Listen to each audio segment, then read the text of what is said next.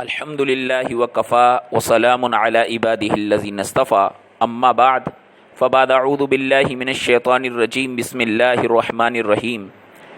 دوسرے پارے کی ابتدا ہوتی ہے تحویل قبلہ کے ذکر سے۔ اصل میں مدینہ منورہ تشریف لانے کے بعد نبی کریم صلی اللہ علیہ وسلم تقریباً 16 مہینے تک بیت المقدس کی طرف منہ کر کر نماز پڑھتے رہے، لیکن آپ کی دلی خواہش یہ تھی کہ کعبے کو مسلمانوں کا قبلہ قرار دیا جائے، جو کہ ملت ابراہیمی کا ایک حصی اور ظاہری شعار تھا۔ آپ صلی اللہ علیہ وسلم کی قدیمی آرزو کی تکمیل یوں ہوئی کہ اللہ تعالیٰ نے تحویل قبلے کا حکم نازل فرما دیا۔ تحویل قبلے کا حکم نازل ہونے کے بعد یوں تو مشرکوں اور منافقوں نے بے بنیاد اعتراضات اٹھائے، لیکن اس معاملے میں یہودی سب سے آگے تھے۔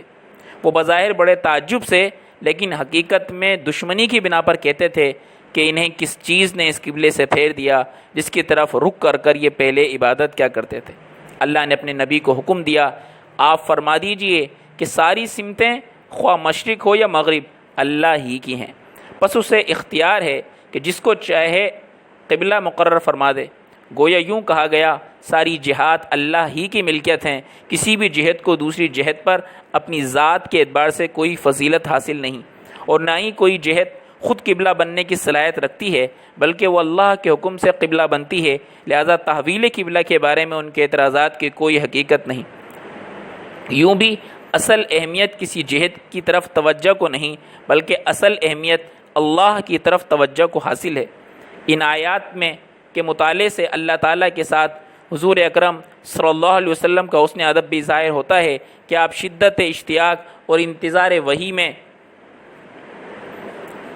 بار بار آسمان کی طرف اپنی نگاہ مبارک اٹھاتے تو تھے، مگر تحویل قبلے کا سوال نہیں کرتے تھے۔ شاید اللہ کا فیصلہ اور اس کی رضا عدم تحویل میں ہی ہو۔ شاید اسی مناسبت سے اللہ تعالیٰ نے تحویل قبلے کا حکم کے فوراً بعد اہل ایمان پر اس نعمت عظمیٰ کا ذکر فرمایا جو انہیں سراج منیر، بشیر و نذیر حضرت محمد صلی اللہ علیہ وسلم کی صورت میں عطا ہوئی۔ مستقل قبلے کا تعین بھی اللہ تعالیٰ کا بہت بڑا احسان ہے، اور ہدایت کے لیے عظیم الشان رسول کی بعثت بھی بے مثال احسان ہے۔ تحویل قبلہ کی بحث کو سمیٹتے ہوئے آخری اور فیصلہ کن بات جو ارشاد فرمائی گئی ہے، اس کا حاصل یہ ہے کہ حقیقی نیکی کا معیار مشرق اور مغرب کی طرف رخ کرنا نہیں، بلکہ حقیقی نیکی کا معیار یہ ہے کہ عقائد، اعمال، معاملات، اخلاق سب کا رخ صحیح ہو۔ اللہ کو راضی کرنے کے لیے صرف چہرے کا رخ ہی نہیں بلکہ دل اور پوری زندگی کا رخ بدلنا ہوگا۔ ارشاد ہوتا ہے مشرق و مغرب کی طرف منہ کر لینا ہی نیکی نہیں، بلکہ حقیقی نیکی تو یہ ہے۔ اس آیت کریمہ کو علماء کرام نے بڑی اہمیت دی ہے اور اس سے کم و بیش 16 قواعد اخذ کیے ہیں۔ اس آیت کریمہ سے یہ بھی ثابت ہوتا ہے کہ دین اسلام محض چند ایسی مذہبی رسومات کا نام نہیں جنہیں عبادت خانے اور خانقاہ میں ادا کیا جائے، بلکہ اس دین کا تعلق زندگی کے ہر شعبے سے ہے۔ یہ ہر جگہ انسان کے ساتھ رہتا ہے، گھر میں بھی، بازار میں بھی، مسجد میں بھی، مدرسے میں بھی، سیاست و حکومت میں بھی، تجارت و معاشرت میں بھی۔ یہ مسلمان کی ہر جگہ نگرانی کرتا ہے، اور مسلمان پر لازم ہے کہ وہ ہر قدم اسے دیکھ کر اٹھائے۔ اجمالی طور پر نیکی کے اصول بتانے کے بعد آگے ان کے جزوی تفصیلات اور احکامات ذکر کیے گئے ہیں۔ یہ احکام مسلمان کی معاشی، معاشرتی، تجارتی، ازدواجی اور جہادی زندگی سے تعلق رکھتے ہیں۔ یہ احکام ہم اختصار کے ساتھ ذکر کرتے ہیں۔ نمبر 1، چونکہ زمانے جاہلیت میں صفا مروہ پر 2 بت رکھے ہوئے تھے جن کی مشرکین عبادت کرتے تھے، اس لیے قبول اسلام کے بعد صحابہ کرام رضی اللہ عنہ اجمعین صفا مروہ کا طواف کرنے سے بچتے تھے، اس لیے فرمایا گیا ان کا طواف کرنے میں کوئی حرج نہیں۔ نمبر 2، مشرکین از خود بعض چیزوں کو حلال اور بعض چیزوں کو حرام ٹھہرا لیتے تھے۔ ان کی تردید کرتے ہوئے فرمایا گیا کہ حرام چیزیں وہ نہیں جنہیں تم حرام کہتے ہو، بلکہ اللہ تعالیٰ نے تو صرف ان چیزوں کو حرام کیا ہے: مردار، بہتا ہوا خون، خنزیر کا گوشت اور ہر ایسا جانور جس پر اللہ تعالیٰ کے سوا کسی اور کا نام پکارا گیا ہو۔ البتہ جو شخص بھوک سے مجبور ہو کر ان میں سے کوئی چیز کھا لے تو اسے کچھ بھی گناہ نہیں ہوگا، لیکن شرط یہ ہے کہ کھانے سے مقصد حصول لذت ہو اور نہ ہی قدر ضرورت سے تجاوز کرے، واقعی اللہ تعالیٰ بڑا غفور الرحیم ہے۔ نمبر 3، شریعت اسلامیہ کی بنیاد عدل پر ہے، اس لیے مسلمانوں پر قصاص فرض کیا گیا ہے، یعنی مقتول کے بدلے قاتل کو بھی قتل کیا جائے گا، چاہے مقتول اور قاتل کے درمیان سماجی، خاندانی، مالی اور جسمانی اعتبار سے کتنا ہی فرق کیوں نہ ہو۔ قصاص میں زندگی ہے، قاتل کی بھی اور مقتول کی بھی۔ جب قاتل کو اپنے جرم کی سزا ملے گی تو یقیناً وہ شدت غضب کے باوجود اپنا ہاتھ قاتل سے روک لے گا، اور اس کے رک جانے سے مقتول اور قاتل بلکہ ان کا خاندان بھی قتل و قتال سے بچ جائے گا۔ اسلام نے قتل کی سزا میں رحمت و عدل دونوں چیزوں کو جمع کر دیا۔ مقتول کے اولیاء اور ورثاء اگر قصاص کا مطالبہ کریں گے تو یہ عدل ہوگا، اور اگر وہ معاف کر دیں گے یا دیت لینے پر راضی ہو جائیں تو فضل و احسان اور رحمت ہوگی۔ نمبر 4، ایسا صاحب مال جسے اپنی موت قریب آ جانے کا احساس ہو جائے اس پر لازم ہے کہ وہ اپنے مال کے بارے میں وصیت کر جائے۔ نمبر 5، ہر عاقل و بالغ مسلمان پر روزے فرض ہیں۔ روزے اگر واقعی تمام آداب کا لحاظ رکھتے ہوئے رکھے جائیں تو انسان میں تقوی پیدا کرنے کے ساتھ ساتھ انسانی احساسات کو بھی بیدار کرتے ہیں۔ جس مہینے میں روزے فرض کیے گئے ہیں اسے یہ خصوصیت اور فضیلت بھی حاصل ہے کہ اس میں قرآن جیسی عظیم الشان کتاب نازل ہوئی۔ نمبر 6، رمضان کی راتوں میں بیوی کے ساتھ جمع جائز ہے لیکن اعتکاف کی حالت میں جائز نہیں۔ نمبر 7، کسی بھی باطل اور ناجائز طریقے سے مال کمانا جائز نہیں، خواہ وہ جوا ہو، چوری ہو، غصب ہو، رشوت ہو یا خرید و فروخت کے ناجائز طریقے ہوں۔ نمبر 8، چاند کی تاریخوں کا استعمال فرض کفایہ بھی ہے اور اسلامی شعار بھی، کئی عبادات کا مدار چاند کی تاریخوں کے پہچاننے پر ہے۔ نمبر 9، مسلمانوں پر جہاد و قتال فرض ہے۔ جہاد کا مقصد اعلاء کلمت اللہ ہے، چونکہ حق اور باطل، خیر و شر کے درمیان ٹکراؤ ازل سے اور ابد تک رہے گا۔ ٹکراؤ ازل سے ہے اور ابد تک رہے گا، یعنی ابتدا سے ہے اور انتہا تک رہے گا، اس لیے جہاد بھی ہمیشہ سے ہے اور ہمیشہ رہے گا۔ مسلمانوں پر لازم ہے کہ وہ جہاد کے لیے ہمیشہ تیار رہیں اور دشمن کے سامنے کمزوری ظاہر نہ کریں، ورنہ جرم ضعیفی کی سزا مرگ مفاجات کے سوا کچھ نہیں۔ نمبر 10، اسلام کے ارکان میں سے ایک اہم رکن حج بھی ہے۔ اللہ تعالیٰ چاہتے ہیں کہ پوری دنیا میں سے مسلمان سال میں ایک بار مساوات کا عملی مظاہرہ کرتے ہوئے بلد حرام حجاز مقدس میں جمع ہوں اور وہاں اس کے بتائے ہوئے طریقے کے مطابق حج کے مناسک اور اعمال ادا کریں۔ حج کا حرام چند مخصوص مہینوں میں باندھا جاتا ہے، البتہ عمرہ پورے سال میں کسی وقت کیا جا سکتا ہے۔ حج کے دنوں میں تجارت اور خرید و فروخت جائز ہے۔ زمانہ جاہلیت میں مشرکوں نے بہت ساری رسوم اور بدعات کا اضافہ کر لیا تھا، جن میں سے ایک یہ بھی تھی کہ قریش مزدلفہ میں ہی ٹھہر جاتے اور میدان عرفات میں جانا اپنی توہین سمجھتے تھے۔ انہیں حکم دیا گیا کہ وہ بھی عام لوگوں کی طرح عرفات جا کر واپس آئیں اور اپنے لیے کوئی الگ تشخص ثابت نہ کریں۔ یوں ہی مشرکین مینا میں جمع ہو کر آباء و اجداد کے مفاخر بیان کیا کرتے تھے۔ انہیں کہا گیا کہ وہ آبا کی بجائے اللہ کا ذکر کریں۔ نمبر 11، اللہ کے راستے میں خرچ کرنے کے ضمن بتایا گیا کہ اہمیت اس بات کو حاصل نہیں کہ کیا خرچ کیا جاتا ہے، بلکہ اہمیت اس بات کو حاصل ہے کہ کہاں خرچ کیا جاتا ہے اور کس نیت سے خرچ کیا جاتا ہے۔ اللہ کے دیے ہوئے جان و مال کو صحیح جگہ پر خرچ کرنا نہایت ضروری ہے۔ نمبر 12، جو شخص مرتد ہو جائے اس کے سارے اعمال باطل ہو جاتے ہیں اور وہ جہنم کا حقدار ہو جاتا ہے، اور دنیا میں اس کی سزا یہ ہے کہ اگر وہ سمجھانے کے باوجود باز نہ آئے تو اسے قتل کر دیا جائے۔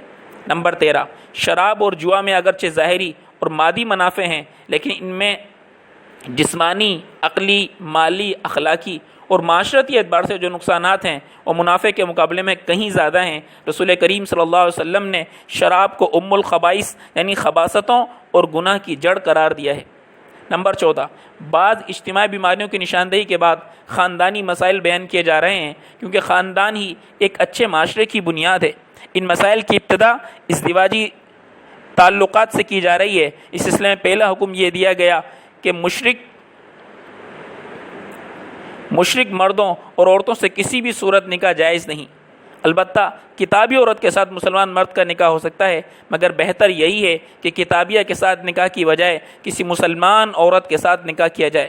اس حکم قرآنی سے یہ نقطہ سمجھ میں آتا ہے کہ اسلام میں ازدواجی رشتے کی بنیاد اخلاق اور دین پر ہے، حسب نسب یا غنا اور حسن و جمال پر نہیں، کیونکہ یہ عارضی چیزیں ہیں، نہ یہ رہیں گی اور نہ ہی ان میں حقیقی سکون ہے۔ اور نہ یہ راحت کی ضامن ہے اور نہ ہی سعادت کا سبب بنتی ہیں۔ البتہ ازدواجی زندگی سفر میں نیک اور اللہ سے ڈر رکھنے والا ساتھی سفر کے بہت سارے مراحل کو آسان کر دیتا ہے۔ اس لیے ہمارے آقا صلی اللہ علیہ وسلم نے نیک خاتون کو قیمتی خزانے سے تعبیر کیا ہے۔ نمبر 15، حالت حیض میں بیوی کے ساتھ جماع جائز نہیں، کیونکہ حیض کے خون میں ایسی نجاست اور ایسے جراثیم پوشیدہ ہوتے ہیں کہ جن کی وجہ سے میاں اور بیوی دونوں کی صحت خطرے میں پڑ سکتی ہے۔ البتہ آپس میں بوس و کنار، اٹھنے بیٹھنے، کھانے پینے کی اجازت ہے، جبکہ یہودی اس کی بھی اجازت نہیں دیتے اور نصارہ جماع کرنا بھی برا نہیں سمجھتے تھے۔ گویا اسلام نے دوسرے بہت سارے معاملات کی طرح حیض کے معاملے میں بھی افراط و تفریط کی بجائے اعتدال کی راہ اختیار کی ہے۔ نمبر 16، اگر کسی شخص نے قسم کھا لی کہ وہ 4 ماہ تک اپنی بیوی کے قریب نہیں جائے گا تو 4 ماہ گزرنے پر خود بخود طلاق واقع ہو جائے گی۔ البتہ اگر اس نے رجوع کر لیا تو نکاح باقی رہے گا، لیکن قسم کا کفارہ اس پر لازم ہوگا۔ نمبر 16، سورہ بقرہ میں جتنی تفصیل کے ساتھ طلاق، عدت، رضاعت کے مسائل بیان کیے گئے ہیں، اتنی تفصیل کے ساتھ کسی دوسری صورت میں بیان نہیں کیے گئے۔ اس سلسلے میں یہ جان لینا ضروری ہے کہ اللہ تعالیٰ کی نظر میں طلاق قابل نفرت ہونے کے باوجود مخصوص حالات میں اور مجبوریوں کی بنا پر طلاق کی اجازت دی گئی ہے، کیونکہ بعض اوقات میاں بیوی میں سے کوئی ایک ایسا ہوتا ہے جو بد اخلاقی، بد کرداری اور باغیانہ رویے کی وجہ سے گھر کو جہنم بنا دیتا ہے، جہاں سکون نام کو نہیں ہوتا۔ اسی صورت میں طلاق کے سوا کوئی چارہ نہیں رہتا۔ اسلام نے طلاق کی اجازت دینے کے ساتھ ساتھ اس میں بہت ساری اصلاحات بھی کی ہیں۔ زمانہ جاہلیت میں طلاق کی کوئی حد مقرر نہ تھی، 100 طلاقیں دے کر رجوع کر لیا کرتے تھے۔ اسلام نے 3 سے زائد طلاق کی اجازت نہیں دیتا۔ 2 طلاقوں کے بعد تو رجوع کیا جا سکتا ہے، مگر تیسری طلاق کے بعد رجوع کی کوئی صورت باقی نہیں رہتی۔ نمبر 18، شوہر نے مہر کی صورت میں بیوی کو جو کچھ دیا ہو اسے واپس لینے کی اجازت نہیں، البتہ خلا کی صورت میں اجازت ہے۔ خلا یہ ہے کہ عورت اس شرط پر پورا مہر یا اس کا کچھ حصہ دینے کے لیے راضی ہو جائے کہ اسے طلاق دے دی جائے۔ خلا کے لیے میاں بیوی کی رضامندی ضروری ہے۔ نمبر 19، اگر طلاق یافتہ عورت کسی دوسرے مرد سے نکاح کر لے مگر کسی وجہ سے اس کے ساتھ بھی نباہ نہ ہو سکے تو وہ اسے اس طلاق لینے کے بعد پہلے شوہر سے نکاح کر سکتی ہے۔ اسے حلالہ کہا جاتا ہے۔ آج کل حلالے کے نام پر جو ڈرامہ کیا جاتا ہے اس کے کرنے اور کرانے والے دونوں پر حدیث میں لعنت کی گئی ہے۔ نمبر 20، طلاق کے بعد عورت کو محض اذیت سے دوچار کرنے کے لیے رجوع کرنا جائز نہیں، چونکہ اسلام عدل اور احسان کا دین ہے جو کہ کسی بھی ظلم کی اجازت نہیں دیتا، خواہ بچہ ہو، بڑا ہو، مرد ہو، عورت ہو۔ اس لیے اسلام نے دودھ پیتے بچوں کے حقوق بھی بیان کیے ہیں۔ آج تو پوری دنیا ڈھنڈورا پیٹا جا رہا کہ ماں کے دودھ کا کوئی نعم البدل نہیں، مگر اسلام نے اس وقت ماؤں کو اپنے بچوں کو دودھ پلانے کا حکم دیا تھا جب پوری دنیا جہالت کی تاریکی میں ڈوبی ہوئی تھی، اور ماں کے دودھ کی افادیت کسی کو معلوم نہ تھی۔ اگر بالفرض میاں بیوی میں جدائی واقع ہو جائے تو بھی دودھ پیتے بچے کی پرورش اور اسے دودھ پلانے کا زیادہ حق ماں ہی کو حاصل ہے۔ طلاق اور جدائی کی سزا اس معصوم کو دینا جائز نہیں۔ نمبر 22، طلاق ہو جائے یا شوہر کی وفات کا سانحہ پیش آ جائے، دونوں صورتوں میں عورت پر عدت لازم ہے۔ عدت طلاق 3 ہے، جبکہ عدت وفات 4 ماہ 10 دن ہے۔ نمبر 23، جو عورت زمانہ عدت میں ہو اس سے نکاح کے باوجود عہد و پیمان لینا منع ہے، البتہ دل میں خواہش رکھنے اور اشارہ کنایہ میں اپنے خواہش کے اظہار کی اجازت ہے۔ نمبر 24، خاندان اور معاشرے کی اصلاح اپنی جگہ بے حد اہمیت رکھتی ہے، لیکن اس کے لیے حق اور حق کے مددگار کی بقا ضروری ہے۔ جہاد کا مقصد حق اور حق کے علمبرداروں کی بقا ہی ہے، اس لیے قرآن کریم میں جہاد پر بڑا زور دیا گیا ہے اور موت کے ڈر سے جہاد سے راہ فرار اختیار کرنے والوں کی شدید مذمت کی گئی ہے۔ بعض مقامات پر اس حوالے سے پہلے کی امتوں کے قصے سنائے گئے ہیں۔ یہاں دوسرے پارے کے اختتام پر 2 قصے ذکر کیے گئے ہیں۔ پہلا قصہ اسی قوم کا ہے جو طاعون کی بیماری پھیل جانے کے بعد موت کے ڈر سے گھروں کو چھوڑ کر بھاگ کھڑی ہوئی، لیکن یہ فرار ہونا موت سے بچا نہ سکا۔